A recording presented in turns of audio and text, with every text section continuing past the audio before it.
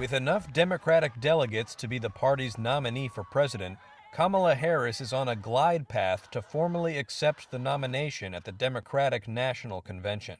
All eyes are now on Chicago, where the nominating event begins August 19th. It looks to me actually like the process is already over. And political science professor John Mark Hansen of the University of Chicago said it is highly unlikely anyone but Harris will be the nominee. She's already locked it up because everybody who might have been a formidable challenger to her has now endorsed her.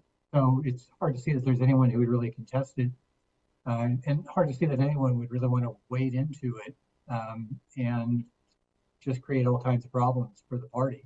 A party brawl would be disaster for the Democrats. History professor Alan Lichtman of American University says not unifying behind a single candidate would likely result in a loss in November. That would create a situation where there's an open seat, since Biden is not running, and an internal party fight. Under those conditions, since 1900, the White House party has never, I repeat, never been reelected. In effect, that would recreate exactly the same conditions under which Donald Trump was elected in the first place. The timing is very tight. Dr. Mina Bose, the executive dean for public policy at Hofstra University, says there simply isn't enough time for Democrats to entertain another option. Vice President Harris, I think, has having served in office, having run a presidential campaign before, is well positioned to pivot and to mount in this limited time. It's really probably the Democrat with the only Democrat with the visibility to mount a strong campaign in this time, less than 4 months before Election Day. The ball is rolling.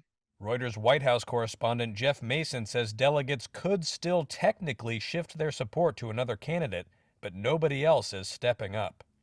That doesn't mean she wouldn't probably welcome a challenger. I think that they are sensitive to looking like it's in a process of anointing rather than a process of earning people's support. And she used the term earn in her statement after President Biden stepped aside. It is my intention to go out and earn this nomination.